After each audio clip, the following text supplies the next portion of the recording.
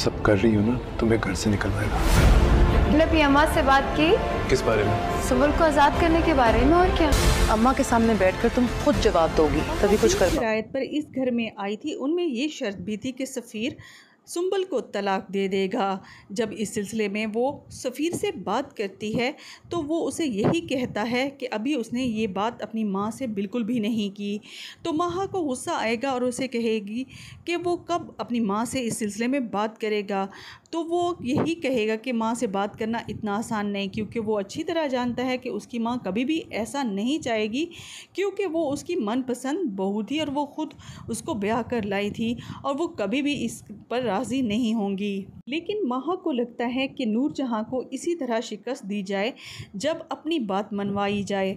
अगर वो इस तरह ना करेगी तो वो उस घर में अपने कदम कभी भी नहीं जमा पाएगी।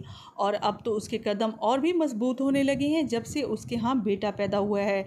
उसे लगता है कि नूरजहाँ को अब इसकी हर बात माननी ही पड़ेगी, क्योंकि इसके अलावा उसके पास कोई चारा नहीं है। दूसरी तरफ सुंबल सफ़ीर और नूरजहाँ को खुश रखते रखते थक चुकी है और वो यही चाहती है कि खुली हवा में जाके सांस ले और इस घर से निकल जाए। सफ़ीर भी इस सिलसिले में उसे कहता है कि जो कुछ वो करती फिर रही है ये उसके हक़ में बिल्कुल भी बेहतर नहीं है।